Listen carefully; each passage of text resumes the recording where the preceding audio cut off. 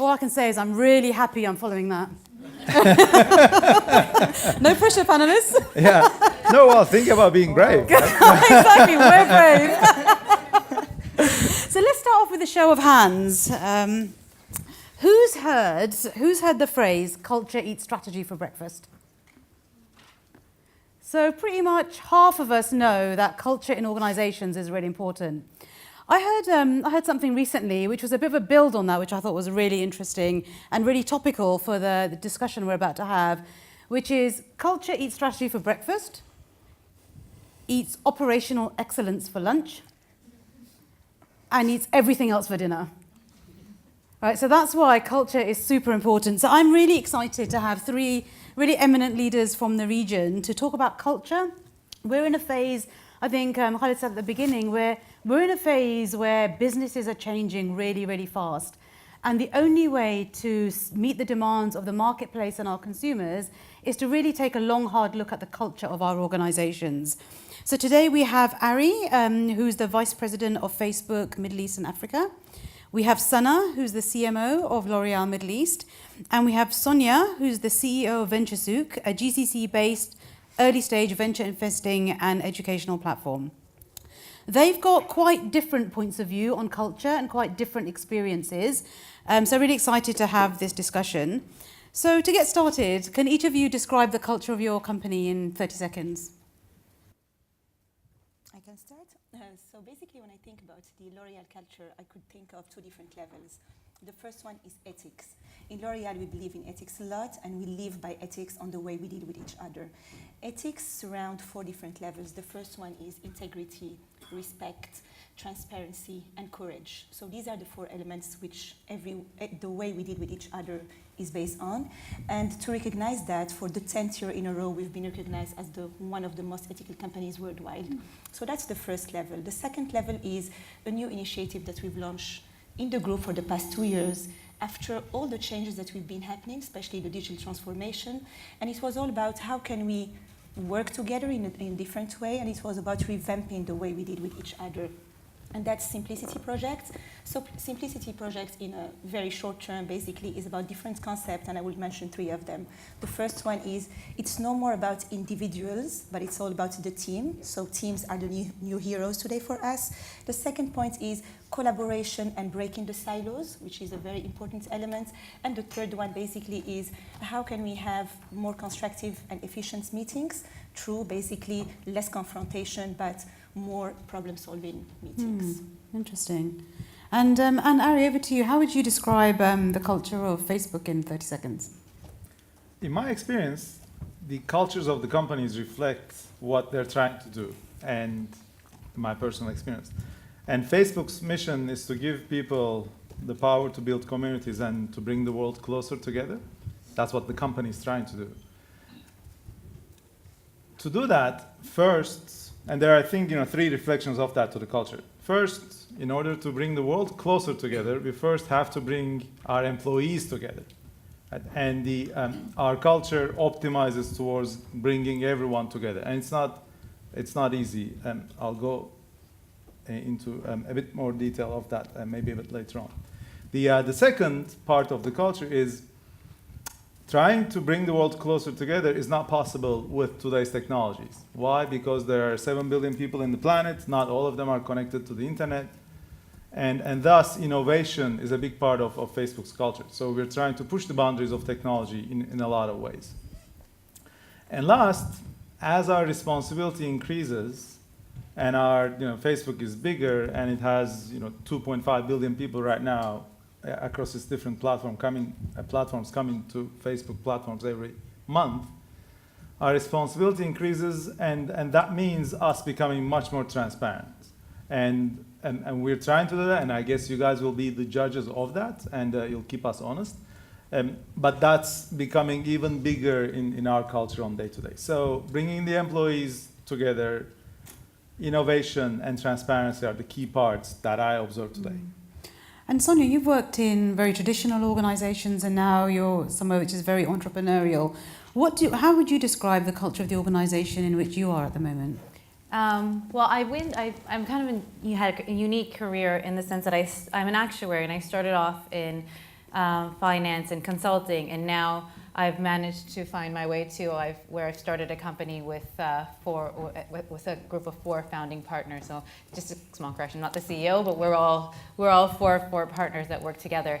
And so during that process, I got to see the difference between cultures in a large corporation and now us being a startup for all intents and purposes.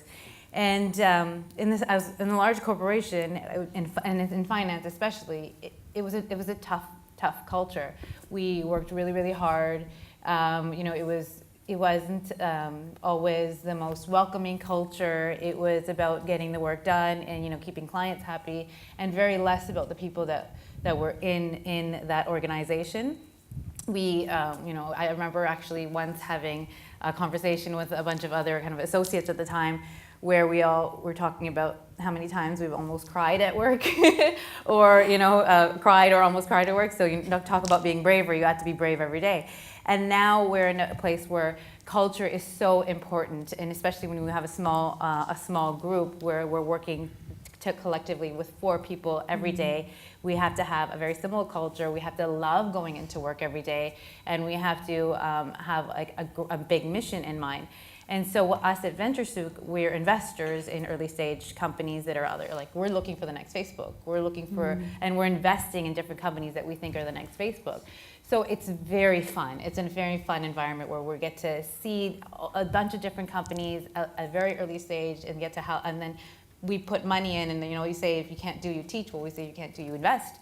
And so we get to invest into a bunch of different companies. So we're looking for, we were trying to build innovation. We're trying to build, the next Facebook. We're trying to, dream but big. So it's been a huge difference in culture for me. And now I love going to work versus before, where you kind of feel like you have to do it, so you do it. And let's just stay with you for a second, because you assess startups as part of your job. And what do you look for particularly in those organizations in terms of culture before you actually make an investment? So whenever you do kind of we do diligence on a company, there's a bunch of things you look at, and that's, you look at the financial model, you look at the business plan, you see if it's viable, et cetera. And those are all great and very important, but the thing we actually put the most emphasis on is the team. And because if you have a good team, you can pivot your business model a million different times, and you'll end up in a good place. And Airbnb is an example of that, where they started off very different, and then you moved to Airbnb now. But the team was good. So we look to invest in really, really, really, really good teams, and cohesiveness amongst the teams is very, very important. And I saw a statistic the other day. I was at a Kaufman Fellow kind of session, and they said a statistic is that 65% of small businesses fail because of partner disagreements. So if you have a good cohesive team that's working together in one mission, it changes the business entirely. So that's one of the biggest things that we put emphasis on, is a really, really, really great team that works well together. And have you guys heard of the All Blacks, the sports team? Me. Yeah. And so they actually recruit. It's a sports team, so you would think they would recruit for talent. They actually recruit for personality before talent, and that's because it's very much about, they think better teammates make better people make better teams. So they have it's called a no jerk policy, that everyone on that team gets along very well, and they and that's why they're one of the most successful sports franchises of all time. And so that's what we focus on, is the team when we're looking to invest. Okay, and Sana, unlike Sonia, you've had quite a different experience, because you've been in quite a traditional organisation, and you've driven huge cultural transformation when it comes to your media and your digital strategy. What were some of the barriers that you had to overcome in order to deliver what you have so successfully?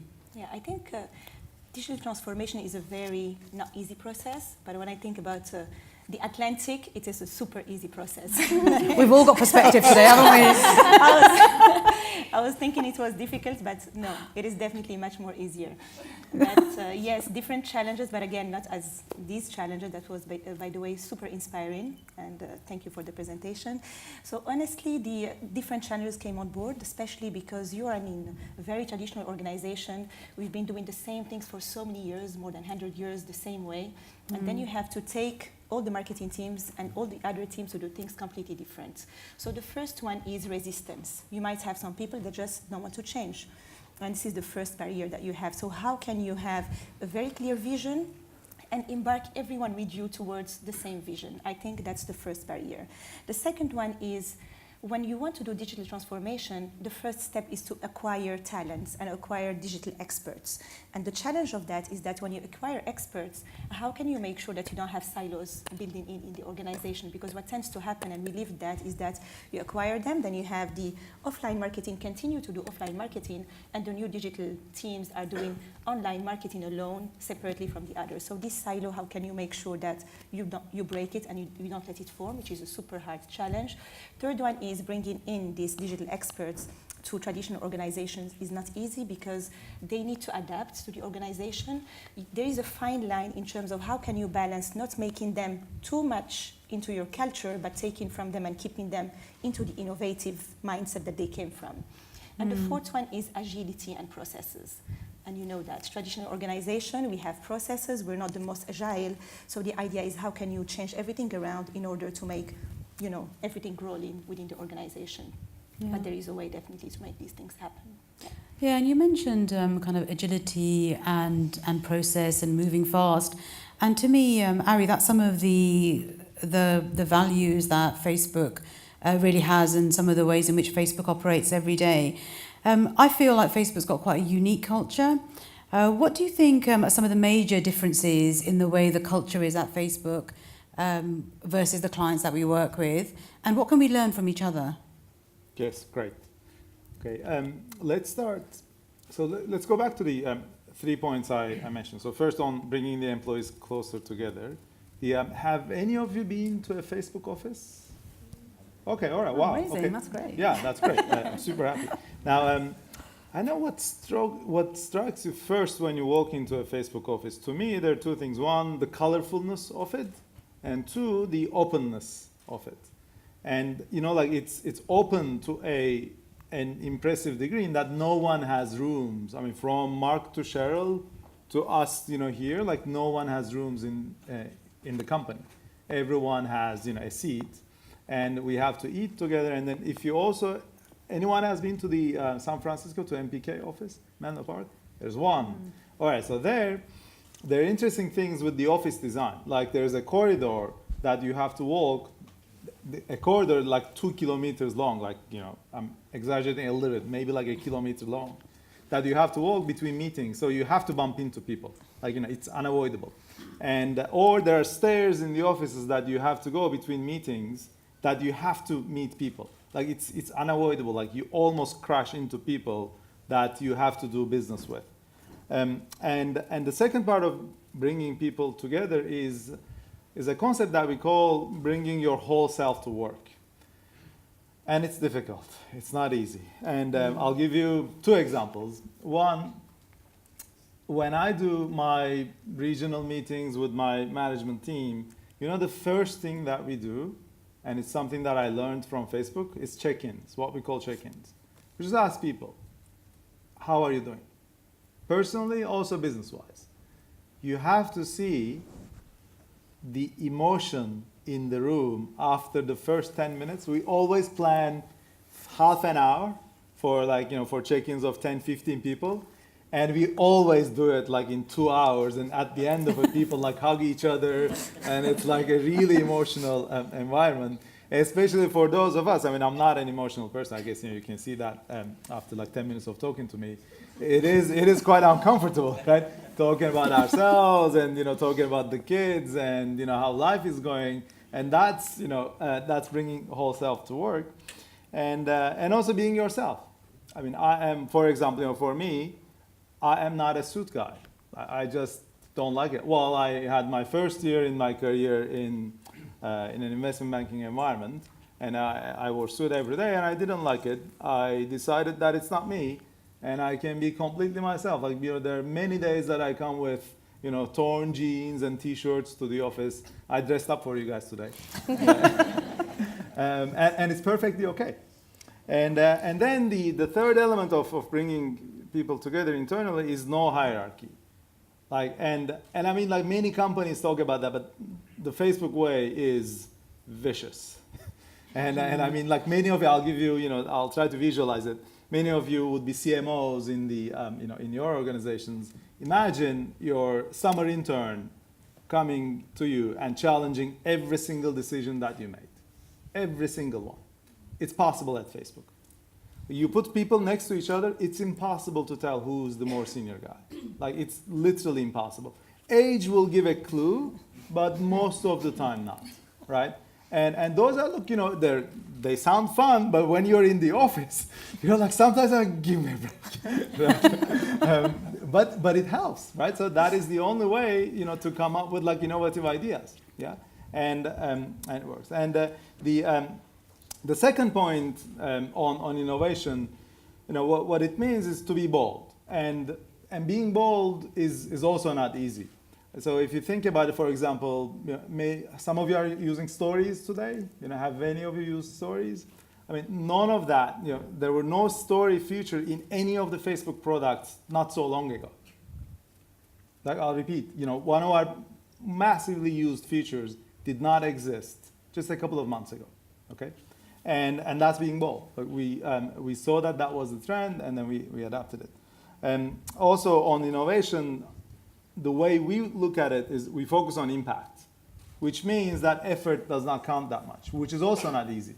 Okay? In my performance reviews for my team, okay, the first question that we ask is impact. And then, by definition, most of the explanations start with effort.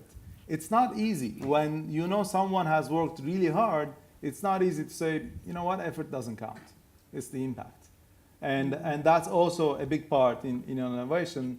Because you might be in the office, I mean, you can't plan innovation, you can't throw resources at it, you can't throw hours at it, right? It's the impact that really matters. And then last on innovation, for us, it's a social value, right? So because it's related to the mission of the company. And the examples are, we have, the safety check-ins, if you were. So, after like a big event happens, you can check in and tell your people, tell your friends, that you're safe. Or now, a more recent one, now you can donate your birthday for fundraisers. Right? Can you imagine, like, it is one of the big investments that we made. Now, it's easy to do that, and millions of dollars are being raised by simply people donating their birthdays. Yeah, and it's quite key for us, the building the social value. And last, the transparency one, and I spoke for a bit longer than I thought. A few examples I want to give there is we have a Q&A with Mark Zuckerberg every week. And like I mentioned on the hierarchy, the most junior person, the most senior person can ask Mark anything on a weekly basis. Right? And they do. They do. It's from, why did you say this in the United States Congress, to how does your dog happy? Right? So, like, and anything in between. And that's, internal transparency. And externally, we're pushing so hard on transparency as well. Now, you might have noticed now we have massive ads transparency, especially if you're a political organization. It is uncomfortable. You have to be uncomfortably transparent with your Facebook ads and so forth. And those are the differences that I see from Facebook. Now, the one thing that I think Facebook can learn from many other organizations, and we're pushing hard on that, is the stability. Because Facebook, by definition, optimizes for innovation, optimizes for new things, optimizes for fast, and the world is not that fast. I mean, for at Facebook, we make a joke, like a quarter is like a year, at Facebook time is like dog years. So like in a quarter, really, like, you age at least like 1 year, because so much happens overnight. I mean, there are days I wake up in the morning, I'm like, really, that happened yesterday night while I was asleep? And there are too many days of that. So the stability is one thing that we can learn from many other organizations. And Sonia, you work with startups every day. And we've heard from Sana, and Sana, I know I'll come back to you in a minute to hear a little bit about some of your challenges. And we've heard from L'Oreal, which is one of the biggest companies in the world, and in terms of how they're driving transformation. We've heard from Ari, who's talked about Facebook, and we're not quite a startup anymore, but the culture is quite different. What are some of the core differences that you see in your daily work between large corporates and the startups you deal with? And what do you think are some of the brave steps that big organizations can take to learn more from the culture of startups? As I was saying before, startups tend to be an environment where you've chosen to be there. If you've worked in a large environment where you're working for a multinational per se, and then you've decided to go, I'm going to work for a startup, because there tend to be founders who started off and bringing people in who are probably being paid less than they were in their last job, but they've given them some equity in the business and they're there for the long term. And so it's definitely a choice to be in that position, as opposed to working for a wage so you can pay the bills or whatnot, or doing what you think you should be doing after because you were in finance, or you go into finance or something. So you find people that are doing things that they're not traditionally trained to do, and they're doing something that they're passionate about, but. That's what we see culturally difference between the two, is that they're in a place where they're happy and they love to come to work every day, and you see that by especially like the open, most startups we see have an open office concept, and it's because they all mostly believe in collaborating together. Free flow of ideas, free flow of emotions. There's no hierarchy in terms of the boss sits here or whatnot. We as a startup, we don't even have titles. We have, we're all kind of founding partners. No one is a C anything, right? Yeah. Because we all kind of know our roles, and we use our skills to dictate those roles that we do. But we're more a collaborative environment, and we find that just a much more productive way to work than a corporate there, where it's a hierarchy and you have to respect your boss and you do what your boss says, and it doesn't matter what your opinion is in the matter, because your boss is not always right, but in large corporations sometimes you have to just do what he says, because he's the one that's assessing you at the end of the or he or she is the one that's assessing you at the end of the year, or determining what your bonus is, or whatever your KPI is. Startups are very different. A lot of people have equity. They're building a business. They have one mission in mind, and it's much more a collaborative environment, and a much more lovely place to kind of see. And so we put money and invest in the guys that we think are amazing and that have that great culture. Amazing. And we've got many CMOs sitting in the audience here are thinking, well, that's all well and good. That's going to be really hard to do in my organization, because we have got tradition, we've got hierarchy. And Sana, I think one of the things that you've done is you've been very successful in getting buy-in from both your CEO and the other C-suite. How did you go about getting that buy-in from the organization and practically be able to implement some of that change? I think I was lucky enough because the group globally have made the digital transformation at the top of the agenda. So the first thing is the appointment of a chief digital officer in Paris, reporting directly to the group CEO. So this came top down, very clear mission, very clear vision in terms of digital transformation. So it came top down. This has been cascaded to every country manager, with my boss today, for instance, in the Middle East. So they were mentored, they were upskilled in terms of digital transformation. So we had the alignment first in terms of country manager. The second level was, how can we have the C-suite as well embarking in this digital transformation journey? So what we've done is what we call reverse mentoring. So I had a full program, me and my team and different partners, Facebook and Google, that I would like to thank for all the partnership and all the support, because we could not have done this digital transformation journey without. So basically meeting with every head of business, having with them classes, courses in terms of digital transformation, and as well meeting with the partner, having hands-on exercises and making sure that they are at the level and understanding what digital transformation means. This was the first one. The second part that we've done is across all the different organizations, we had what we called upskilling, and we had always ongoing upskilling for the organization. The other thing that we've done was, how can we make sure to win is by having small wins and then scaling them. So we had to have the buy-in of some of the C-suite. So we take one division, one brand, we crack something with it, we make it a win, and eventually we scale it with the other parts of the organization. Right. And so I guess the key message for the audience here is that that change really does need to come from top down and really drive that change in culture, the change in learnings through the organization. Yeah. I'm sorry if I have to add one thing, which please. is important, is that the group, when they thought about this, they understood that unless it doesn't come from top down, it's not going to happen. And that's why in every single country, wherever we have a CMO, the CMO sits at the board of the organization. So at the same decision table of all the C-suites, so that at least we make sure that we share the share of voice, we push it, and we make it higher when it comes to digital transformation, because that's really important. Yeah. And it's great, organisations with like a really strong culture can be really successful. But organisations can face some challenges, and that sometimes can raise challenges in terms of maintaining that internal culture. So, a question for you, Ari, is Facebook's had some very public challenges over the past 12 months. How do you think that's affected the internal culture? And what steps do you take to make sure that your teams are still fully aligned behind the mission and the vision of the company? Yes. Okay, I'll tell the changes that I'm observing. One, the transparency. I mentioned this a little bit. Let me give you a few more examples. Now Facebook is significantly, I think step change is more transparent than it was even like a year ago. And examples are, so for example, right now advertisers and large pages, they need to be authorized and they need to state where they're from in order to continue their activities on Facebook.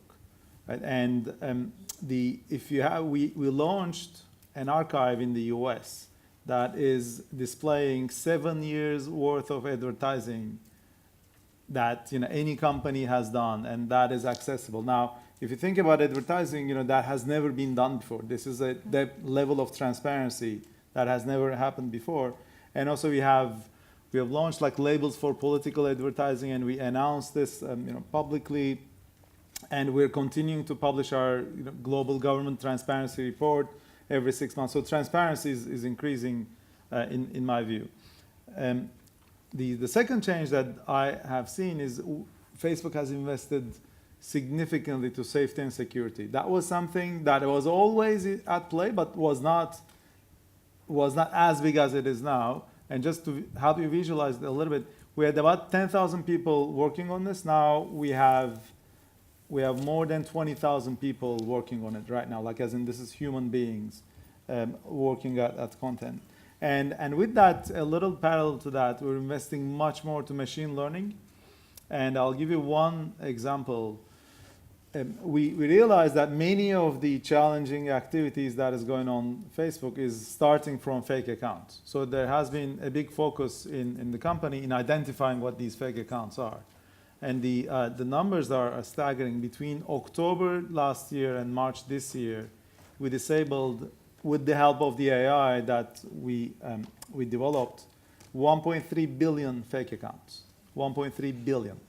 Right? Now, not all of them were active. Most of them were dormant. But this is what improvements in the artificial intelligence did. Can you imagine doing that by hand? It's not possible. That's why we did so much product innovation there.